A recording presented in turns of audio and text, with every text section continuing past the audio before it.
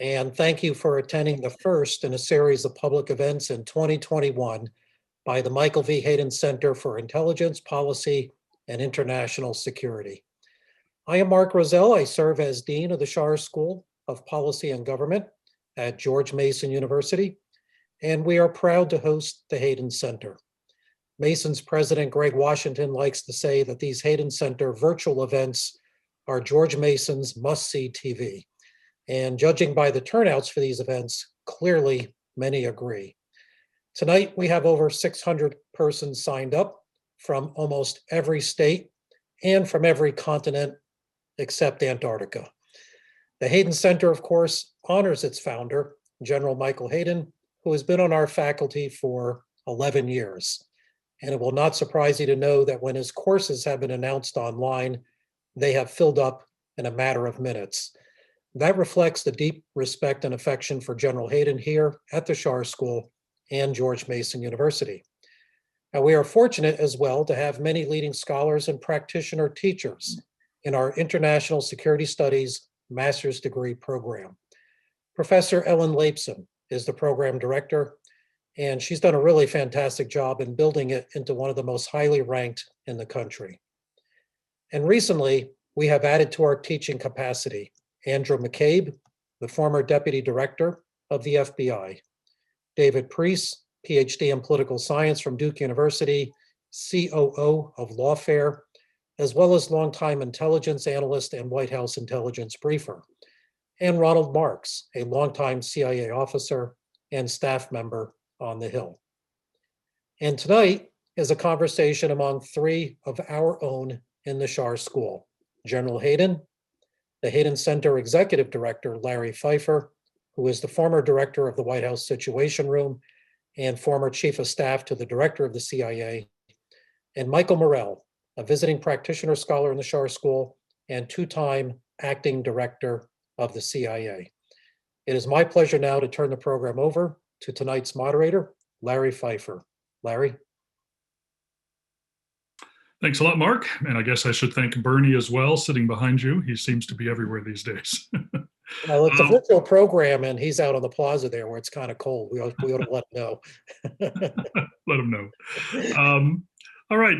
We'd like to just welcome everybody to our webinar here. Particularly would like to welcome back our Schar School students and faculty and staff to a new semester. It's been challenging for the last semester. It'll continue to be challenging for a while as we work our way through this pandemic. Hopefully, at some point, we'll be able to be live and in person again as well. So welcome back. Hayden Center is here. For those who aren't familiar with us, we're here to try to demystify intelligence and the role it plays in how our U.S. government establishes policy and national security. And we do that largely through a series of presentations like this. You can follow us on a variety of social media. We're on Twitter, we're on Facebook, we're on LinkedIn. We also post all of our events to a YouTube channel, Hayden Center YouTube channel. So encourage you, if you've not been to our events before, to go to our YouTube channel and see some of the great events we've done over the last 3.5 years. If you want to know about our events ahead of time, go to our webpage. You can find our Hayden Center website. Scroll to the bottom and there's a box. You can add your email address and we'll get advanced notification of our events to you, and you can plan a little bit ahead of time. For our Schar School students, I'd encourage you all to be on the lookout for an email from us the next day or two about some opportunities we have with something called the Cipher Brief, cipherbrief.com. It's an online portal that discusses national security and intelligence issues and features prominent authors like Michael Morell and General Hayden and others. So we've got some really unique opportunities for Schar School students with the Cipher Brief, so keep an eye out for that. We're going to do audience Q&A as we get a little later in the program. We're going to use the Q&A box down at the bottom there, so don't use the chat. We're not monitoring the chat in any significant way, so use the Q&A box. Send us your questions, and we're going to try to get to as many of them as we can. But fair warning, we probably won't get to a lot of them just because you ask a lot of good questions and a lot of them. As Mark mentioned, we got Michael Hayden and Michael Morell joining us, the two Mikes. General Hayden, for those who aren't aware of who he is, besides being the founder of our great organization, he was director of NSA. From 1998 to 2005, he was Principal Deputy Director of National Intelligence from 2005 to 6, and then Director of CIA from 2006 to 9. He's written 2 great books, Playing to the Edge, which is a memoir of his life and his life in intelligence, and then The Assault on Intelligence, which I happen to have handy here, and it's going to be a little bit about what we talk about tonight. If you've not read them, I recommend them to you. And as Mark mentioned, he's been a professor here at the Schar School for the last 11 years. Michael Morell, Deputy Director of CIA from 2010 to 2013, twice acting director during that period, once in 2011 and then again from 2012 to 2013. This past year, a lot of people don't know, but Michael co-led an effort with John McLaughlin, another former acting DCI, put together a briefing book touching on lots of different areas of national security. This briefing book was provided to all the presidential candidates, and many of them used it to inform them as they approached the election, they approached their debates. So he and John deserve a lot of credit for pulling that together. Something else some people probably don't know about Michael Morell. He is currently leading on video an interactive exhibit at the International Spy Museum, which leads participants through a red teaming exercise of the intelligence that was used to point to Osama bin Laden's presence in a compound in Abbottabad, which was the subject of another great event we did this summer with him and Admiral blanking on the name, I apologize. But great video. So when the museum, which has just reopened some of its hours, when it's open more fully, get in there. It's one of the most popular exhibits they have there. So with that, I want to move on into our subject. But before I really get into the subject, Michael, I did want to talk to you. We're thrilled to have you here. 3-4 months ago, if you'd have asked me to predict whether Michael Morell would be doing Hayden Center events this semester, I'd have said no. Michael's going to be running CIA. He kind of had the what appeared to be the inside track. Just about every publication, with any respect, cited him as the guy that was going to be director. Yet here he sits because he withdrew his name.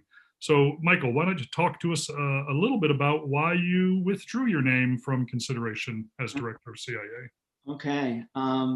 Let me just say that had I been director of CIA, the very first public event that I would have done would have been at the Hayden Center.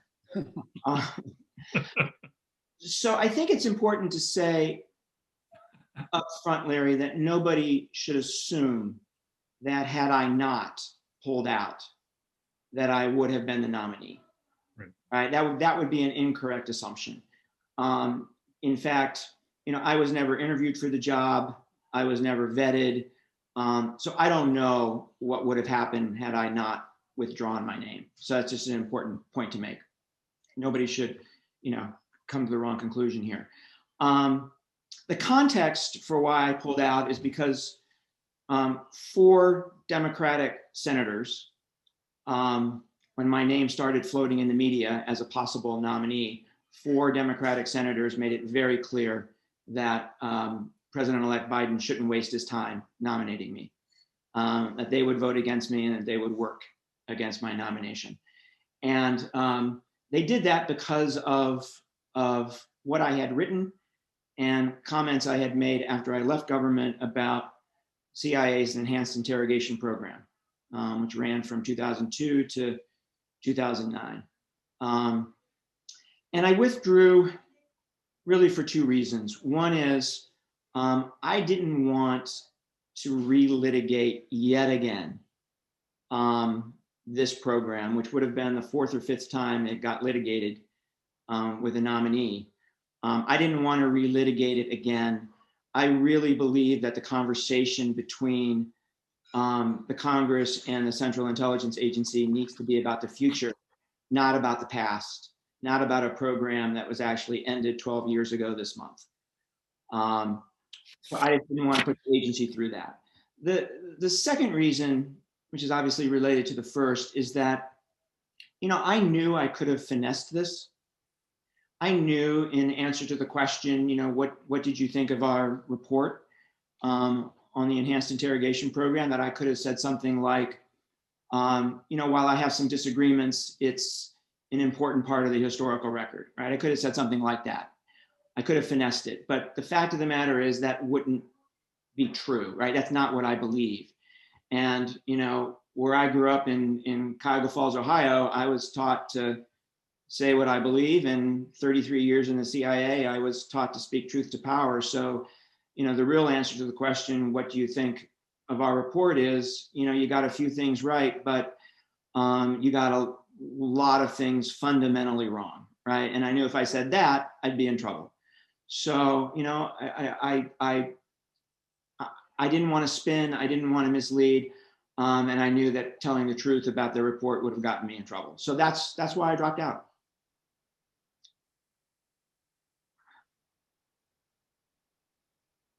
So looking back, you know, you were somebody who did speak and write about the program, but you really weren't involved in the creation of it. You weren't involved in the early running of the program. Heck, you weren't even involved much, as I recall, in the later running of the program.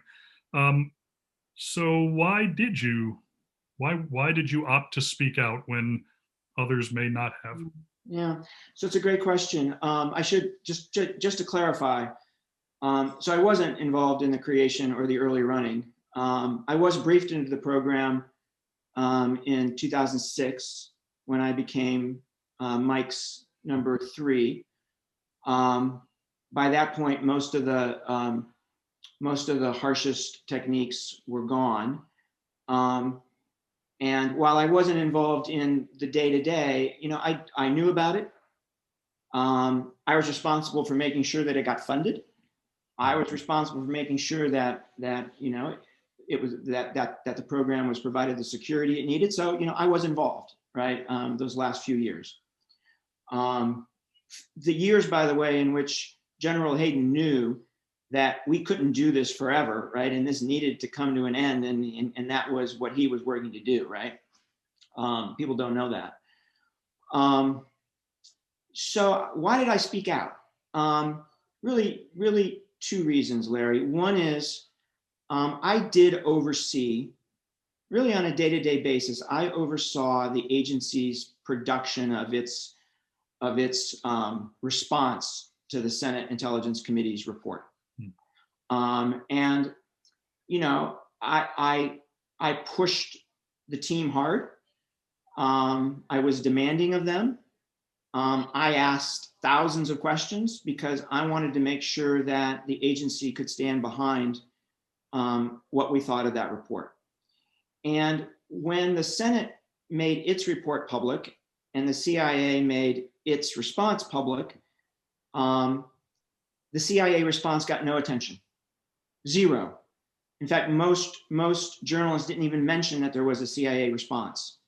Most journalists accepted the Senate Intelligence Committee's view as truth and fact. And it was absolutely clear when you read CIA's response, and when you read, by the way, the Republican response to the report, because this was not a joint report, right? This was a Democratic report. When you read both the CIA's view and the Republican view, you were told that the Democratic view was not the correct view, right? And nobody paid attention to that. So I had demanded so much of that team that I wanted to make sure that their work saw the light of day and the American public heard their work. So that's reason number 1. Reason number 2, I think, is probably even more important. I really felt that when the Senate published its report and it got the media coverage it got, the CIA was being hung out to dry. That the CIA was being portrayed as a rogue agency, right, with regard to this program. And as General Hayden knows, as you know, nothing could be further from the truth. So, you know, my view was, if you were going to call the men and women of CIA who undertook this program torturers, then you have to call President Bush, who approved it, a torturer. You have to call his national security team, which debated it and approved it, torturers. You'd have to call the members of Congress who were briefed on it and who did not oppose it and who approved of it, torturers, right? We're all in this together. And I really felt that the CIA was hanging out there all by itself. And I wanted to make it clear that this was, you know, a team effort. whenever I get asked about this by a student somewhere or a group of students somewhere, I always start by saying, I'll answer any question you want about this as long as you agree to the following proposition: that this was not CIA's program. This was America's program, right? Because this was directed by the president, approved by the national security team, approved by multiple attorney generals as being legal, and approved by the House and Senate Intelligence Committees. So that's why I spoke out. Well, that's great. General, any thoughts on No, this yourself? That's exactly right. And Michael, thank you again for doing that. You're welcome. I think it's also worth making clear to the audience that none of what you've just said is in any way, shape, or form advocacy up for restarting any program that we had at CIA in this area, and that there were things we did at that time that were legal at the time that are now illegal, correct? Yes, absolutely. That's exactly right too. That's exactly right.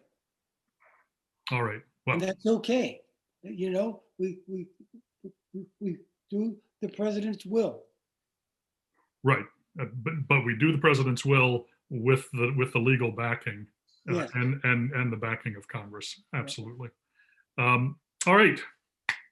Well, Thanks for asking that, Larry. That's well, and I know that can be a sensitive subject, and personally, I think you'd have been great going to CIA, and you know, who knows? 2 years from now, maybe you'll be.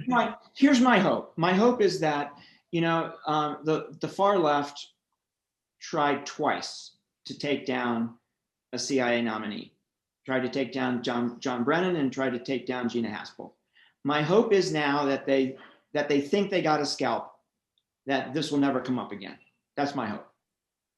Yeah, it would be good to have the committee that we empower to oversee intelligence focusing on what really matters today and what really matters going forward. I absolutely agree with you there. All right, on to the subject of our discussion tonight, which was the assault on intelligence post-Trump, after Trump. So General Hayden, as I mentioned, you wrote a great book. You did much of the work on this book about 3 years ago. It was published in May of 2018. And what this book was both a warning, but also a bit of an intellectual exposition about what we were experiencing in America today. And we've spent quite a bit of time at the Hayden Center over the last 3.5 years touching on this subject. It was the direct subject of our very first Hayden Center event, which was this notion of truth tellers in the bunker, where you have organizations that we as a society have relied on as being fact bearers, as being witnesses to truth, as being purveyors of truth, that they're under assault. And this was not specifically meant to be a direct attack on Donald Trump. In fact, I think you argue in the book that he was as much, if not more, a symptom of what's happening than he necessarily was cause. But you know, we have entered an era where greater weight is given to emotion, feeling, and opinion than necessarily to the truth, which puts us into almost a post-Enlightenment period. We've gone through 4 years of Trump. Trump is now gone. Looking back at your book, is there any particular insights that you would want to share now about the book, about some of the thoughts you had? Do we still need to worry, or with Trump gone, are we now heading back in a more positive direction? No, we have a lot of problems, believe me. Okay. First of all, everybody knows I have had a stroke and I have aphasia. So maybe it's hard for me, but let me say a few things about that. Okay. I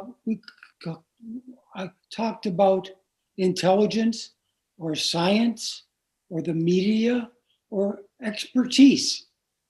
And they're all It's not good at all in America right now.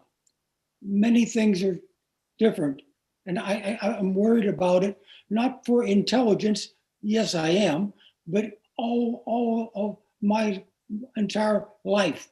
Okay, this is the answer. This is the, okay, we have to know truth. And 1, 2, 3, 4 years, we didn't have truth. And that is a problem. Michael, your thoughts? Yeah, I couldn't agree more. This is not over, right?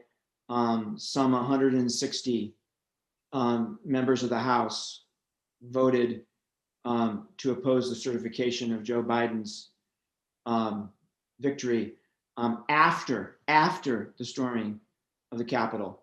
This is far from over, right? The political divisions in this country are deep, and the truth will remain a victim of those political divisions. And that is a very scary thing to me.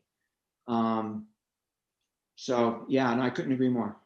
Now we've spent a lot of time in the last few years blaming social media, the fracturing of news sources into literally thousands and thousands of news sources. Anybody can be a news source in today's internet world we live in. Companies that run some of these social media platforms have made efforts to try to stem disinformation. Do you think they're succeeding, or do you think this is like the Dutch boy, in the dike, just trying to plug holes and doesn't have enough fingers? Well, for me, I don't know. And when I say that, I'm worried about that a lot. I'm retired now, and I think about things. And right now, I don't know if America will be the same when we were, I'm sorry, maybe the truth will not turn out. And I worry about that a lot.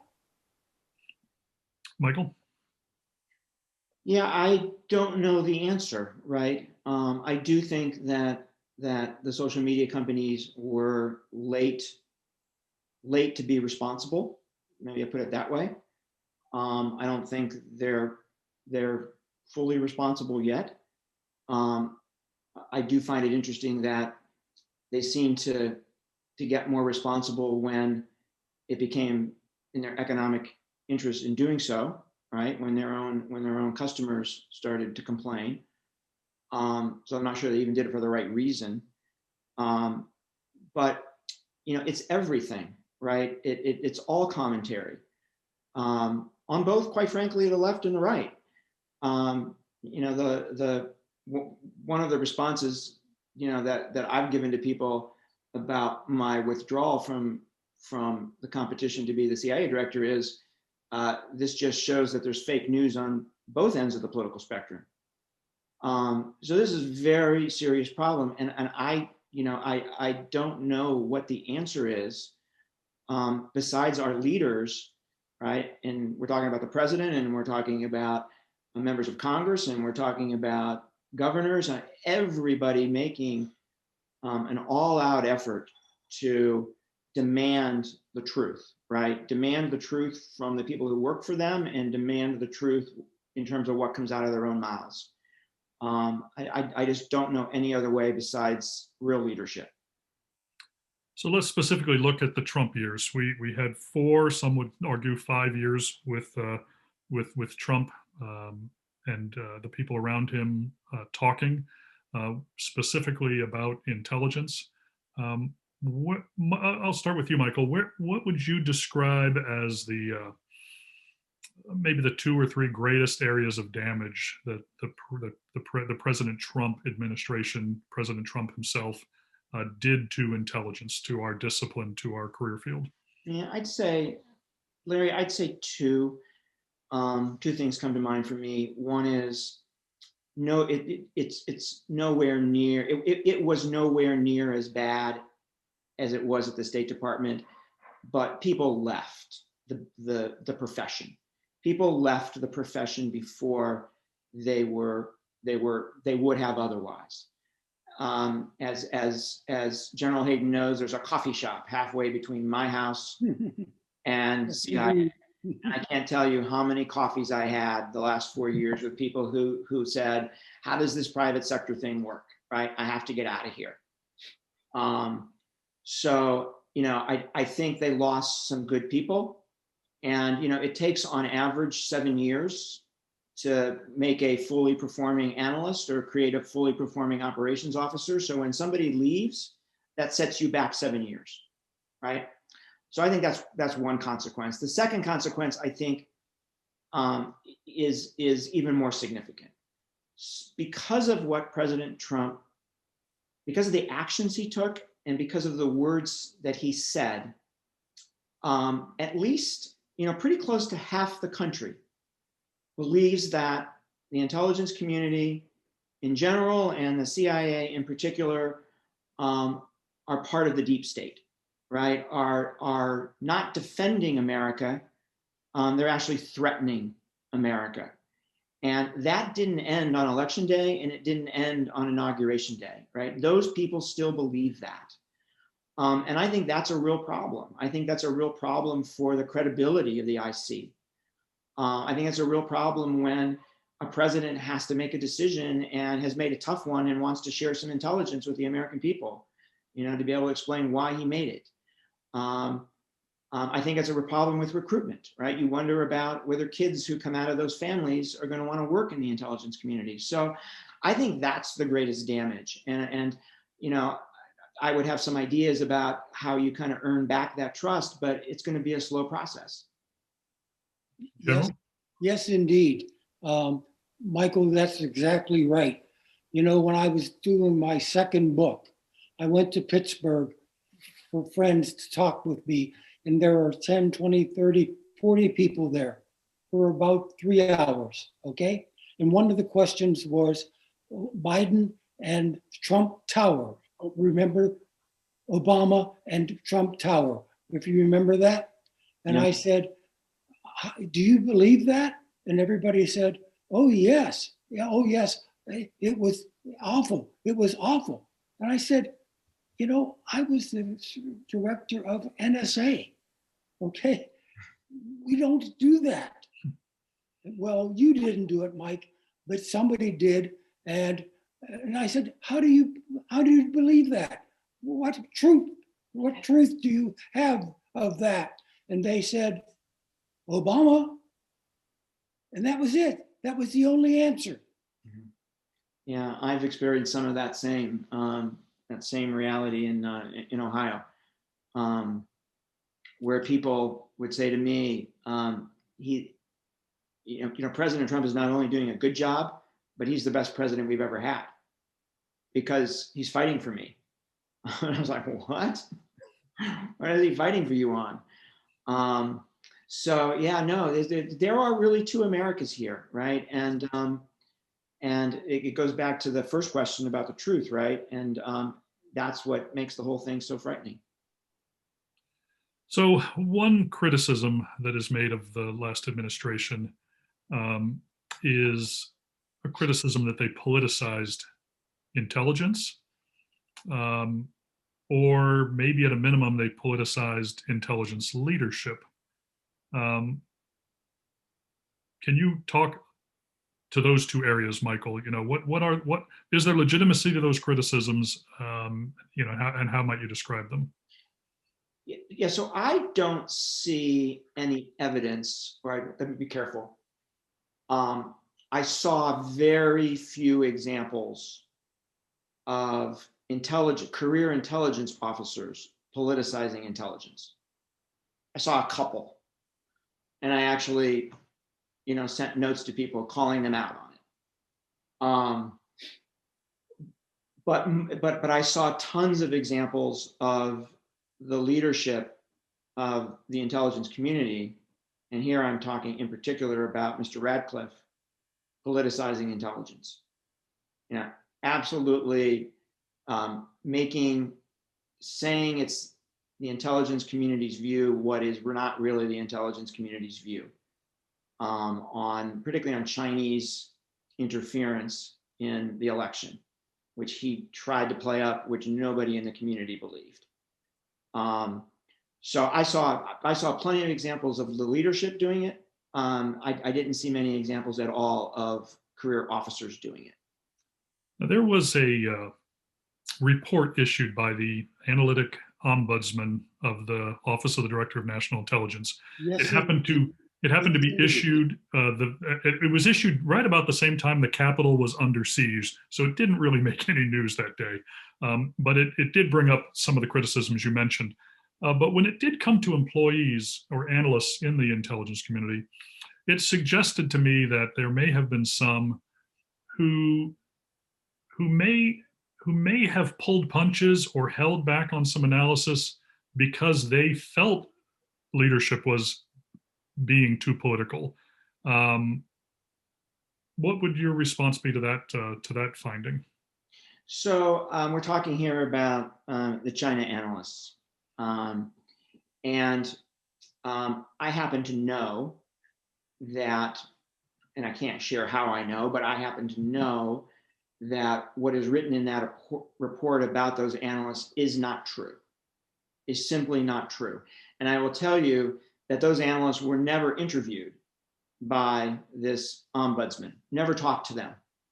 And so, yeah, it casts doubt to me on the findings in the rest of the report. So I was happy that it didn't get the much time in the media. And had it, I would have, on CBS said what I just said. General, you were about to say something before, and I think I interrupted I you. was thinking about the thing in Helsinki, okay, and what happened to there.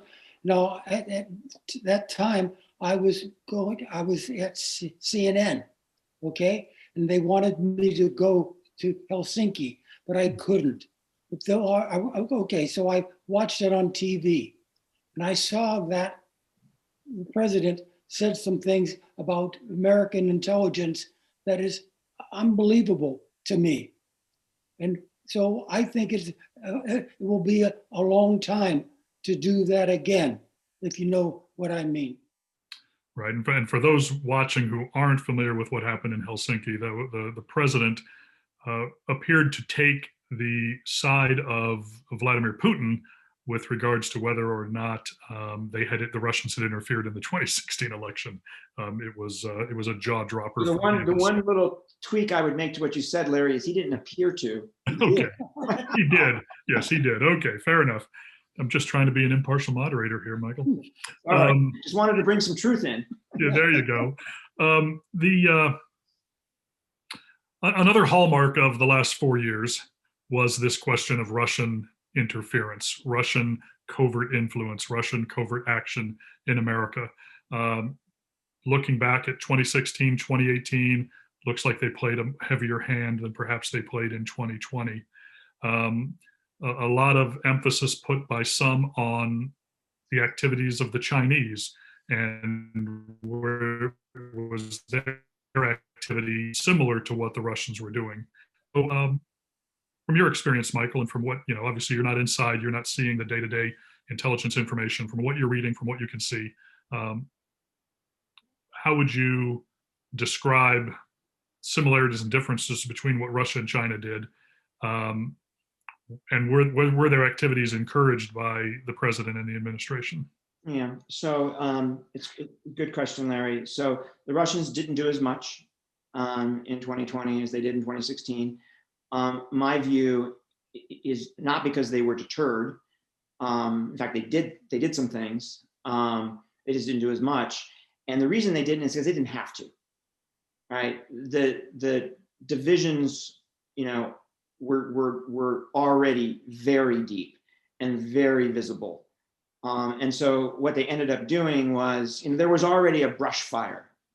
And they ended up just adding a little bit of flames, a little bit of fuel here and there on specific issues rather than, pouring a bunch of gasoline on top of the whole thing. as they did in 2016. So they did less in 2020 because, and this is with regard to pushing out disinformation on social media. The Chinese really didn't try to influence the outcome of the election. What the Chinese did was try to influence Americans thinking about what America's policy toward China should be. And that's fundamentally different, right? I'm not saying I like the Chinese doing that, but that's fundamentally different than trying to influence the outcome of an election.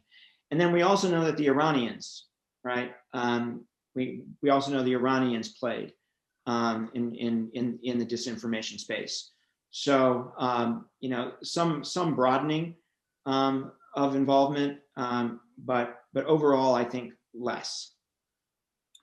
And General, the end of the administration, we had the solar winds, as it's named, attack on, cyber attack on America. A lot of debate going on today about, what that actually entailed. Was it espionage, purely espionage, or could it perhaps have been some malign activity, planting things, changing information, things of that variety? What advice or thoughts would you have, given your background as NSA director and a lot of the commentary you've made over the years on cyber, about what it appears the Russians did? Yes, indeed. First of all, they did it, okay? And we're not knowing about it. There's still more to learn, okay? Mm-hmm. So that's the first thing. And then maybe the president has to, the people would talk with them about it and say, okay, I got that. Now what are we going to do about that? And that's the question. What are we going to do about that? And Michael, you see some commentary out there from people who say, most of the evidence is leaning towards it just being pure espionage, so that's okay.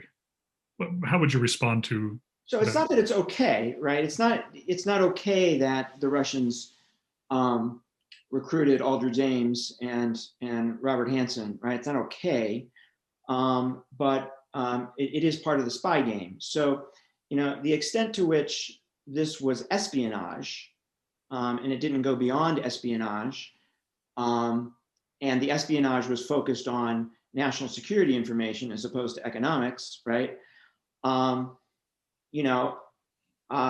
My view is kind of good for them and really bad on us, right? For not seeing it in advance, not seeing it when it happened, and not defending ourselves, right, from it. If CIA or NSA could collect that kind of information on our adversaries, the way the Russians did in this case, we would. So I think we got to be a little bit careful in our response here. I'd like to see the response, if the conclusion of the intelligence community is that this is espionage and it wasn't about damaging data or damaging servers or preparing to do so. If the conclusion is espionage, I'd like to see the response, which I think should be harsh. I'd like to see it kept in the intelligence space, right? Which is where we tend to try to keep those kind of things. So when we caught Aldrich James or we caught Robert Hansen, our response was in the intelligence space. So General, do you think something like solar winds happened because of the Trump administration? No. Or do you think it happened in spite of the Trump administration? No, they were going to do it regardless of that, okay? So Michael is absolutely right. We've got to do some better things right now. But, so we'll do it. I'm CIA, but I'm also NSA, and I know what to do about that, and that's espionage. It's pure and simple. Right. Good. So we've been somewhat harsh here about the Trump administration and its impact on intelligence. And in a moment, we're going to flip it and look forward to what we can expect in a Biden administration. But setting aside the harsh tone, surely every administration did something good with regard to intelligence. So if you look at the 4 years of the Trump administration, what would you say would be highlights regarding intelligence in these 4 years? Start with you, Michael. So I'm going to say you actually gave me this answer earlier, Larry. I'm going to say budget. I believe that the intelligence community is underfunded for what it is asked to do, and I think the Trump administration did a good job funding the intelligence community. I'll broaden it out because I'm having a hard time thinking of what else good they did, but I'll broaden it out to say, the Trump administration destroyed the ISIS caliphate, and they did it faster. They did it at a faster pace than it would have happened under President Obama, who started it, but Trump sped it up. Significant success in terms of the recognition of Israel by the Emiratis and by Bahrain. I think that's very significant and positive. So I could give you, a list of foreign policy achievements. I could give you also a list of stuff that I'm, deeply concerned about. But I think there are some foreign policy achievements they had that I think are important to note. So General, one of the thoughts that I've heard about a potential good about the Trump administration and intelligence was a loosening of the leash from the White House on the activities of the intelligence community, a greater delegation of authority to the intelligence community to perhaps conduct covert operations or other intelligence activities without having to come to the White House to ask permission first. Is that something you would agree with? Is that a success, or is it perhaps a mixed blessing? It's a mixed. It was a mixed blessing. When I was there at CIA, I talked a lot to the president and the vice president. Okay, I think Obama was more not tolerant, but he okay. What are you doing? What are you doing? What are you doing? And so on. So I think it was more. It was harder for them. Restricting, yeah. That's right. And then for Trump, more maybe it's okay. So maybe it's okay. I don't know. We'll see a little bit about it. Okay. But we do this and we do that. We'll actually see. So Michael, you sat in a lot of deputies committee meetings and some principal meetings on occasion as well in the Obama years. Any thoughts on that subject?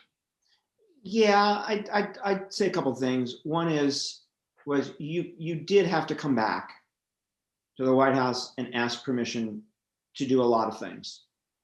And for me, it cut two ways. The first way it cut was I would say to myself, well, if they don't trust me to undertake the activities that they've authorized, then they should get a new deputy director, right, or a new acting director. So that was like one reaction. It was personal, right?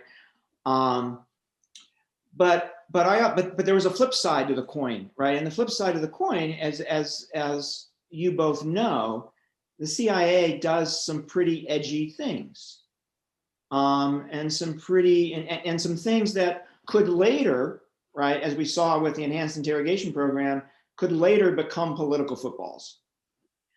And so I actually saw it valuable to have an email from a Dennis McDonough or a John Brennan saying, yes, go ahead with that, right? Because then I had a piece of paper that showed we were all in this together, right? And if there was ever going to be a congressional investigation and somebody said, well, CIA did this without permission, I'd take out that piece of paper and say, hey, take a look at this. Right. By the way, I have that too. I think most modern directors of CIA, directors of Central Intelligence, I think since the reforms of the after the early 1970s, most have appreciated having White House fingerprints on anything edgy they were asked to do. All right, let's look forward. So Trump is golfing in Mar-a-Lago. We have a new president on board. He is moving quickly, putting people into, as quickly as he can, to put people into key positions. Some of his actions, appear to be marked responses and reactions to the Trump years with regards to intelligence. So let's just start at the top. We have Joe Biden. We have Kamala Harris now, president and vice president. Michael, you used to be a PDB briefer at one time. So we now have a new first customer. I know we've discussed this in some of our other forum, but perhaps you can do a quick description of, what is that like at CIA and at the ODNI when you now have a new first customer? What do you need to do to start briefing them? How does the briefing change?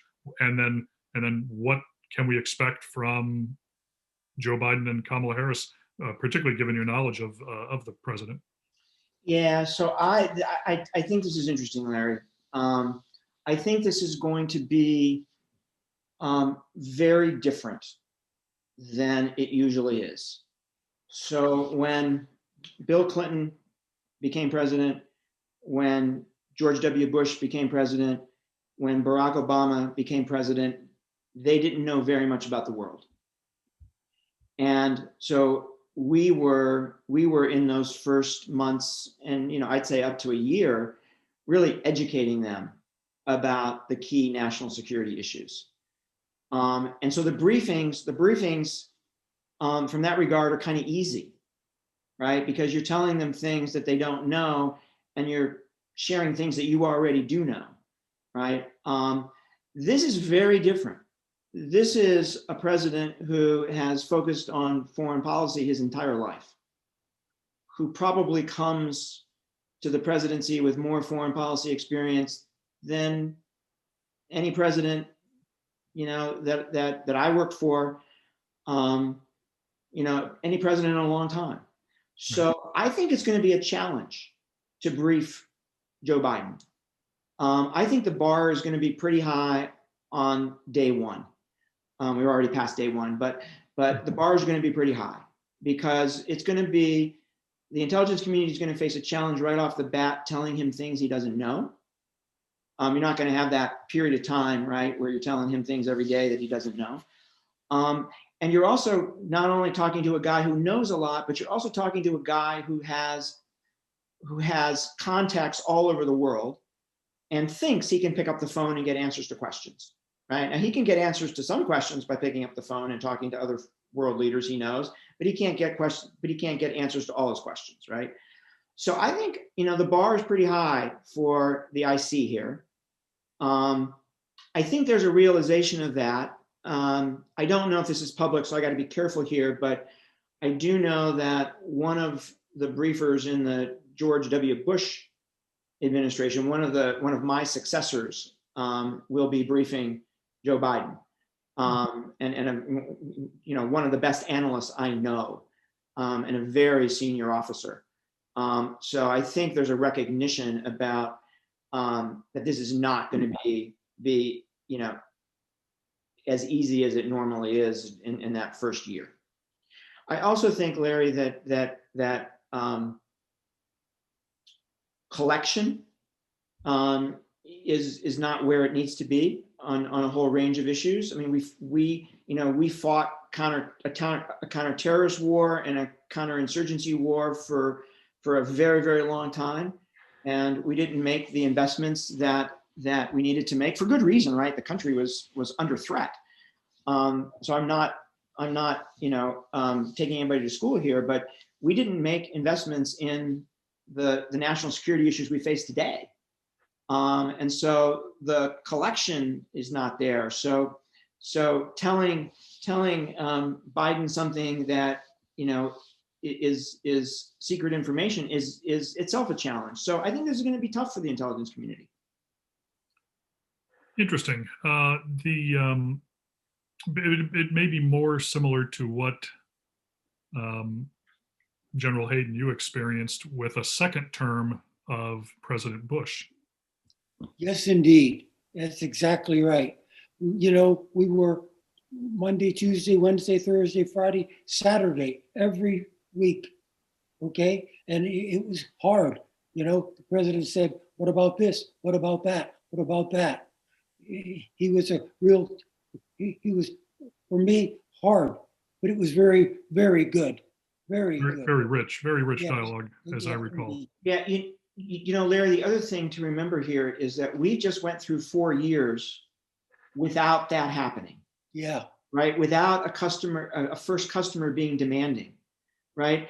And look, it's natural when somebody's not demanding of you to let up a bit, right? So not only do you have a demanding, sophisticated customer in Joe Biden, but you have an intelligence community that maybe from a PDB perspective, right, is not as sharp as it would be if President Trump hadn't been there for 4 years, right? And had been as demanding as most presidents are of intelligence. So you kind of put those two things together and you say, whoa, we got to work this.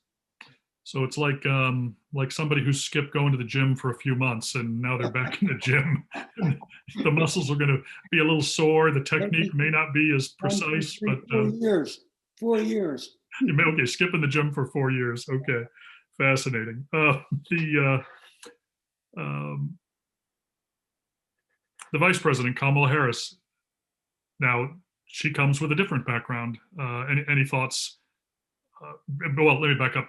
Every day this week, and it's been refreshing to see, you have a presidential schedule that comes out that actually has many items on it. And every day it's led off with an intelligence briefing.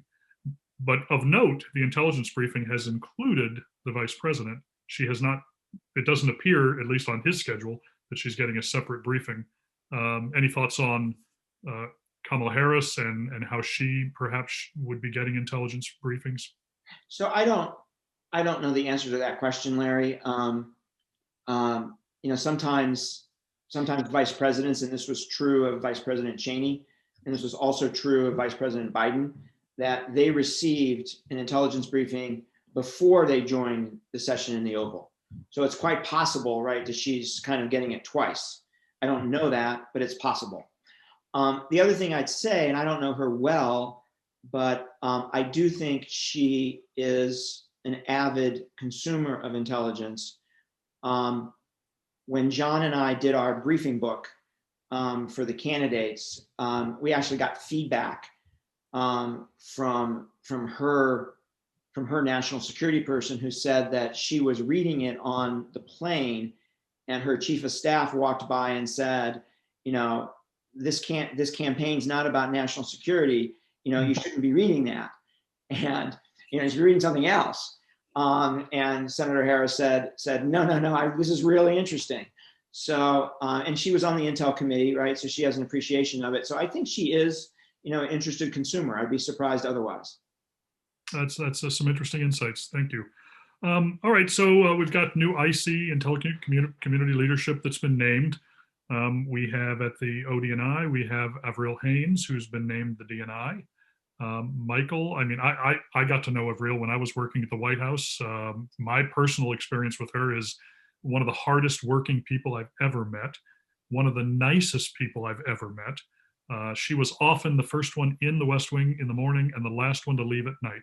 And she was famous for carrying 2 and 3 large binders full of material, geared and sticky noted. And in watching her in deputies meetings and principal committee meetings, because she was at that time the lawyer for the NSC, she often was one of the people that spoke the most often in those meetings. So you were in many of those meetings with her, Michael. Yeah.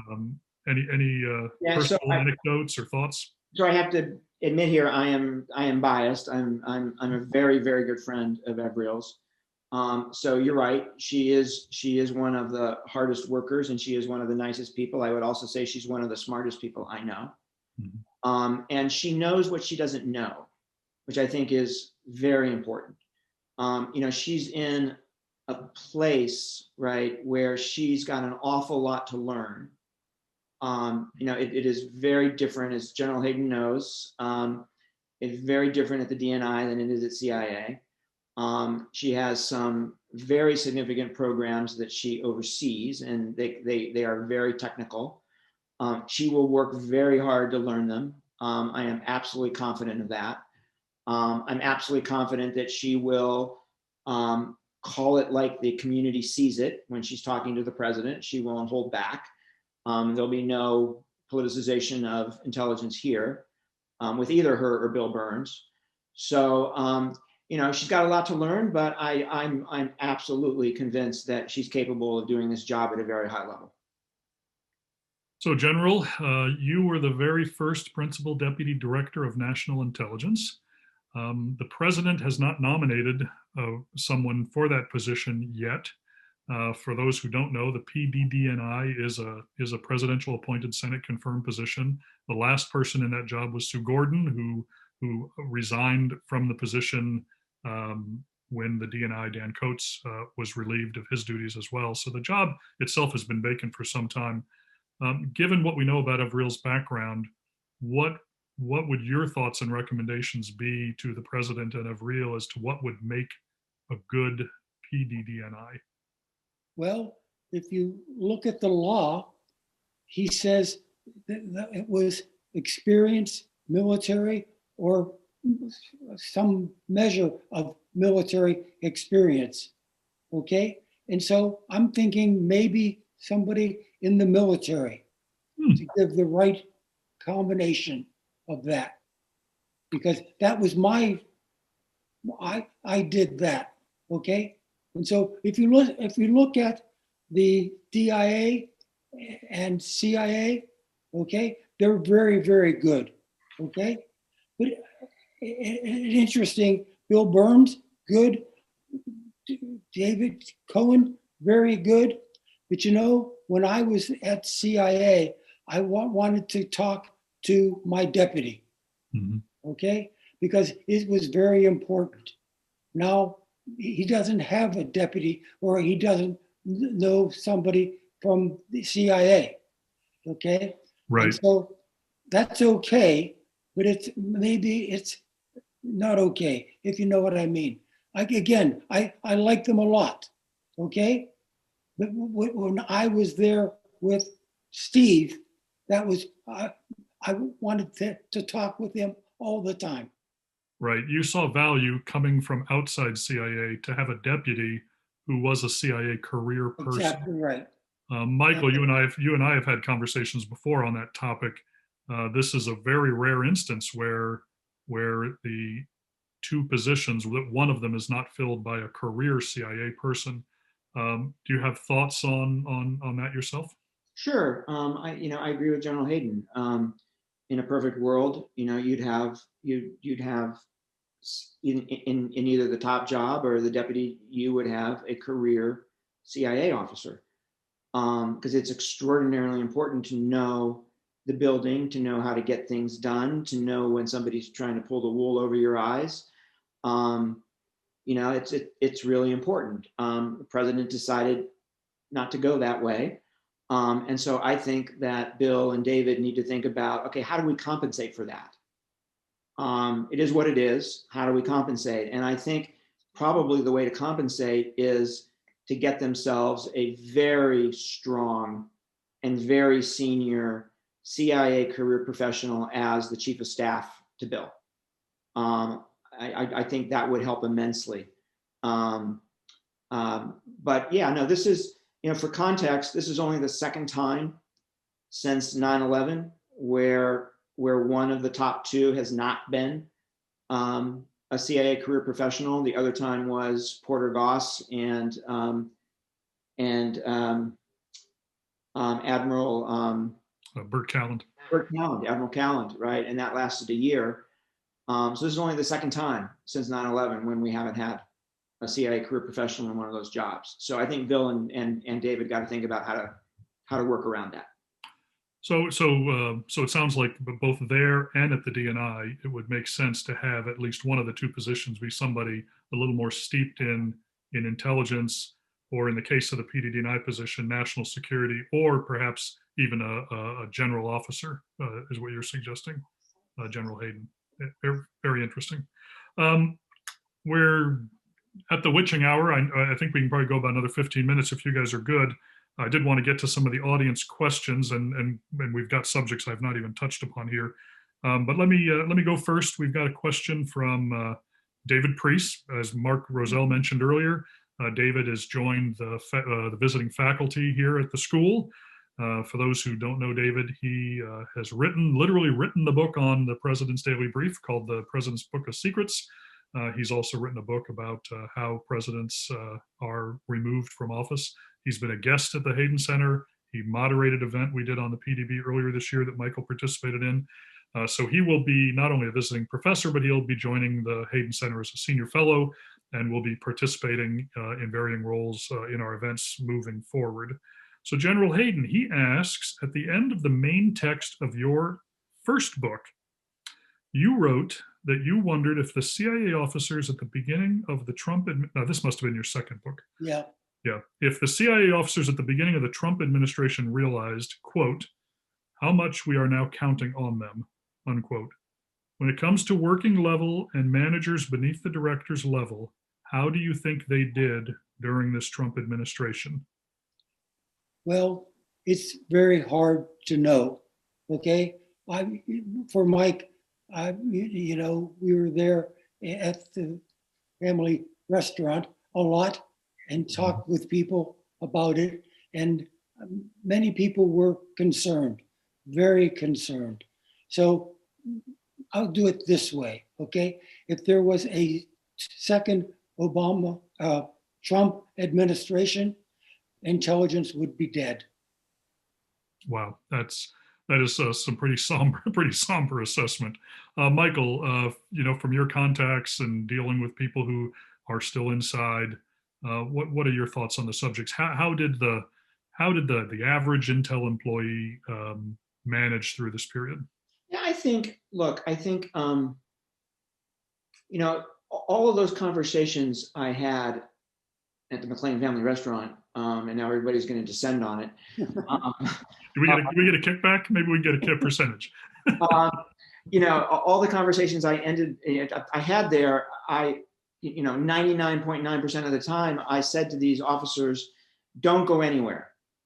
Your country needs you now more than ever, right? This will pass. I didn't know whether it was going to be 4 years or 8 years, but this will pass, right? And given the level that you're at, you shouldn't worry about this, right? There have been times when presidents have not paid as much attention to intelligence as they should have. This is not a first. This is a first in many other ways, but it's not a first in presidents not paying as much attention to intelligence as they should. So, my advice to them was to stay put, and most of them did. As I said earlier, some of them left. But I think in general, the IC officers did their job in terms of calling it like they saw it. I said earlier there was a couple of instances. I remember one instance, I won't say the country, but there was a public conference and a couple of analysts from CIA were giving a presentation at this public conference, and they commented about how impressed they were with the policy course that Trump had chosen on this particular issue. And I immediately got on the computer and sent a note to the head of this mission center, right, that did this particular country, and said, this is what I just saw. You cannot let this happen again, right? So people do get pulled. People do get incentivized to say things that they shouldn't say. But I think for the most part, they held up. Now, I completely agree with General Hayden. Had we had another 4 years, I don't think they would have held up. Now, this isn't from the audience. This is just a question for me based on kind of centering on this subject. So I like to tell people that, the intelligence community population, it's a population of Americans, and they're just like you and me. And although we are trained to park our politics at the door, it's not at all unexpected that there would be people inside the intelligence community who were personally supporters of the president. Given how volatile our political discourse is these days, what can the average American expect of the population inside the intel community? Does that volatility carry over? Do you think there are caustic political conversations happening in the cafeteria and the Starbucks and places like that? And could that be having an impact on the ability to get the job done? Yeah, so I don't know, right? I don't know. I do know because, I worked there for 33 years that, during almost all of my 33 years, we never talked about politics, right? We just didn't.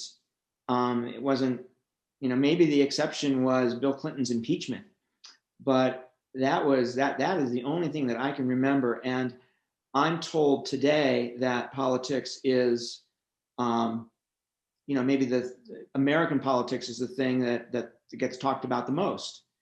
And, that's probably not a good thing. Let's hope it recedes. And politics does not get talked about there. But, we'll see. We'll see.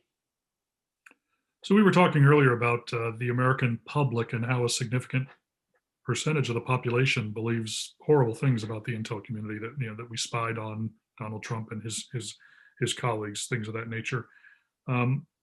The Reverend Medgar Reed, who I think General Hayden may remember well, and I think you've met him before too, Michael, but he brought up the idea, something the FBI did. The FBI created something they called the Citizens Academy, where they actually bring in, average Americans can apply. They come in and they basically take a course or a series of classes on what the FBI's mission is, what they do, etc. Do you think the time might be right for the intel community to perhaps be doing something similar, or is it even possible for the intel community to do something similar? I don't know if you have any thoughts on that, General. Well, yes, indeed. In the military, we do it all the time. So maybe it's a good idea. Yes, and Larry, let me add to that. Here's another idea. So the history people at CIA, as you both know, produce volumes on the intel history on this issue and that issue and this issue. And they're public. They're publicly available. You can go to the CIA website and you can read them.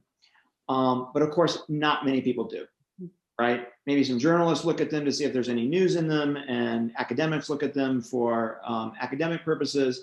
But the general public doesn't pay attention to them. The general public doesn't ever hear about them. So I'm wondering if the CIA, rather than producing big, thick volumes on, the history of intelligence in Vietnam, I'm just making that up, would do a documentary instead, right, about that. And that would be seen by a lot more people, right? And a lot more people would get educated about intelligence and get educated about the history of it and get educated about a particular issue. I think that could be very, very helpful. Yeah, I think I look back, frankly, General Hayden, that's something you've been preaching for a lot of years, going back to the late 90s, early 2000s at NSA, that we can't often talk about what we're doing right now, but we can educate about how we operate by telling you about our history. And it can be history as recent. Well, except for us, it's recent. Younger people, it's probably old-timer stuff, but as recent as the Cold War and maybe even the first Gulf War. For example, when I was there at NSA, we talked about the Gulf of Tonkin resolution, and that was very, very good. And for those who've not seen those histories, the Gulf of Tonkin one, the one on the USS Liberty, these are not painted in pastel and watercolors. These are honest, hard-boiled assessments about how the intelligence community performed. So there's probably no greater critic of the intel community than the intel community itself at times. All right, jump into a couple more questions before we run out of, before I really wear out your patience here. From Jeff Fowler, another CIA colleague of ours, another White House Situation Room director. He did the job a few people after me. Can the intelligence community remain on the sidelines when domestic threats may pose a greater threat to the country today than foreign threats? This was actually on the list of the questions I wanted to ask as well. What should the role of the U.S. intelligence community be when perhaps the greatest threat to America's democracy today is a threat from inside? General Hayden, I know you've talked about this in the past. Any thoughts? So yes, indeed, it is a real problem because we don't do that. Okay, and so what are we doing to do? Are we going to do it or not? I think not. But let's just, you know, we can't do it. I'm sorry. Michael? Yeah, absolutely right. It would take the intelligence community down a road that we don't want to go down. It would threaten the very existence, I think, of the intelligence community. You know, there's a domestic domestic institution, right? There's an institution in the UK that spies domestically. That could not exist in the United States of America, right? It would not be accepted politically. So I think we really have to rely on the FBI in terms of uncovering plots, plans to conduct domestic terrorism, which, by the way, I'm deeply concerned about. Deeply concerned about. I think the one place the intelligence community can play here is, it's my understanding that there are connections between white supremacy groups in the US and white supremacy groups overseas. So it sounds to me like the intelligence community needs to spend some time understanding those groups overseas and understanding their connections back into the United States.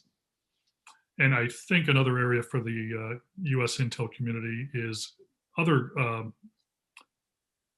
efforts by adversaries to take advantage of these fissures that exist in the United States through covert influence programs, through social media, like the Russians had been doing, you know, and perhaps what we're seeing is a manifestation of some of their success. Some people have suggested that, you know, in a worst case scenario, the US could be entering a period of extreme political violence like we haven't seen since maybe the 1960s. You know, or perhaps in a worst case scenario, we may see pockets of what could classically be described as insurgency. We have gotten real good, or fairly good, at working insurgencies overseas, and there are tools and techniques and capabilities that have been developed by the military or by the US intel community. Does the military and the US intel community have an obligation to transfer some of those capabilities or train the FBI or local law enforcement in some of these capabilities? Yeah, so I don't know to what extent, it's a very good question. I just don't know to what extent they're transferable, and here's why. You know, if you're a member of Al-Qaeda, your membership in Al-Qaeda is a violation of US law, right? That's not true of QAnon, right? So I can't spy on you, right? I can't look at your phone number and see who you're talking to simply because you're a member of QAnon, right? Or a member of a white supremacy group, right? I have to have probable cause that you have committed a crime or you're planning to commit a crime, right? And a lot of the tools we developed in the intelligence community are, you know, broad-based, right? Broad-based looks at data and analyzing the data and seeing patterns, and right. And you can't do that domestically. You know, maybe I'm not thinking broadly enough about it, but I just worry that they're not as transferable as some think. Just to jump into some more questions from the audience here, we have a question from John Pfeiffer, another individual we all know pretty well. What are your thoughts about the recent correspondence, this was reported by the New York Times today, by the way, from the CIA counterintelligence staff to all CIA retirees, suggesting that too many former officers, like ourselves, are speaking publicly and to the press, engaging in social media, and for others actually working with foreign governments. And maybe we can kind of cleave that between, those are kind of distinct things. What did you think about that email? Was it issued too broadly? Was it too, well, just your thoughts. General, your thoughts. I'll go first, okay? Yeah. Because I was 10, 11, 12 years ago, I left government, okay? And about 1, 2, 3, 4, 5, 6, 7, 8, 9 of those were on CBS and NBC and so on. And most of the time, I liked, people thought that was very, very good because the military, no, the people want to know. And I was able to do that. And not a problem on, doing something else, okay? So I think Michael does that too. And it's good for America. Michael? Yeah, I mean, I couldn't agree more. When I read it and I saw TV and podcasts, right, I thought, whoa, is this about me? Look, the intelligence community is a set of institutions that are secret organizations operating in a democracy, right? I think you would want, right, in a democracy for former officials to get out there and talk about what the intelligence community does, to put issues in context, help people think about it. I think that is a very good thing for the intelligence community. And, my reaction to the note was, if I'm saying something on TV that's classified, that's what we're talking about here, the difference between unclassified and classified, right? That's the only risk here. So if I'm saying something that's classified, or I have a guest on my podcast who says something that's classified, tell me, right? Don't send a broad note. Tell me, right? Reach out to me and say, whoa, Michael, we got a problem here. So that was my reaction. And the part about working for foreign governments? So that's a potential problem. That's a potential problem. You don't want to teach foreign intelligence services, you don't want to teach them capabilities that end up getting turned back against us. But I would also encourage, in this capacity, because I know a little bit about this, I would actually encourage the CIA to be more open when foreign intelligence services come to them and ask for training. Because as you both know, it's something we do, right? And so CIA must not be as forthcoming as these foreign services would like them to be. And I bet you it's for resource reasons more than anything else. It's not because we don't want to do it. It's for resource reasons. And I think they should take another look at that, because I think it's better for currently serving CIA officers to be doing that training rather than former officials. Well, when during my time at NSA, I was involved in NSA's foreign relations activities, working with foreign intelligence partners and agencies. And it was during General Hayden's tenure there as director. And one of the things that you, General, impressed upon us all was, in many cases, helping to work with these partners. Not only can there be direct material benefit to the U.S. intel community, but you also can build up an amount of indebtedness that can be paid back to you later when you really need them in an emergency. And I think we saw that happen after 9/11. Yes. There were countries that came to our aid because of the goodwill that had been built up over many years in helping them do a job that maybe wasn't specifically and immediately valuable to us. So very good. Let's see. I think one more question, and I'm going to let you all go here. What steps can President Joe Biden take, and I would throw in Avril Haines and Bill Burns and others, what steps can they take to heal the strain that politicizing intelligence has put on the relationship between the White House and the U.S. intel community, and I would say between the intel community and the Congress? General? Yes, I will do that. For a year and a half, the people in intelligence don't go to the Hill, the Congress, Yep. Congress, and that's awful. That is awful. We should have done that, and so let's do it again and again and again. Right, and if you're specifically referring to the annual threat assessment that CIA exactly right. and DNI and others have been providing for many, many years. That's right. In a public forum. Yes, indeed. But you can do many things about that. Michael, what value do you see in that threat assessment or other more public engagements between intelligence and the Hill? Well, I was going to answer your question about what Joe Biden can do. Okay, sure, please. And I think it's really easy, right? First of all, do your daily briefing, right? Show interest in intelligence.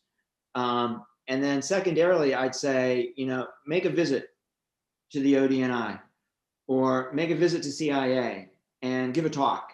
And in that talk, make all the right points, right? About how important intelligence is to the country, about how you value it, about how right, that you're going to get told things you don't want to hear and that you welcome that.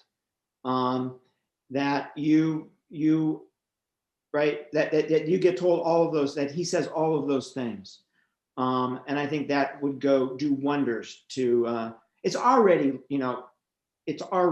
fixed to a certain degree simply by the different president and the fact that he's taking his briefings.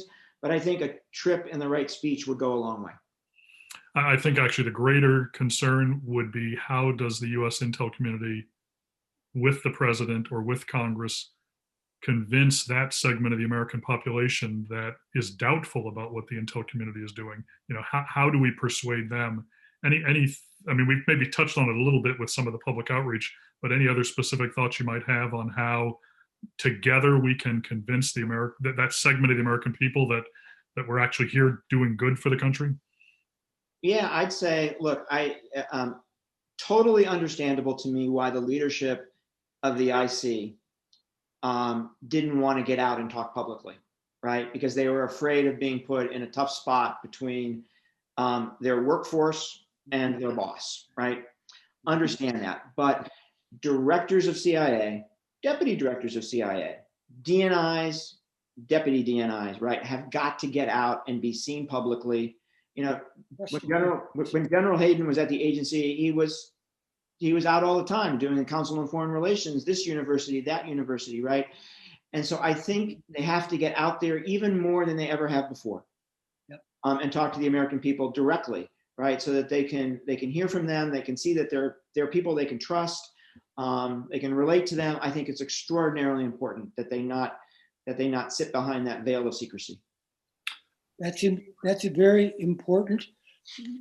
And when I was at CIA, I did a program for Jim Research.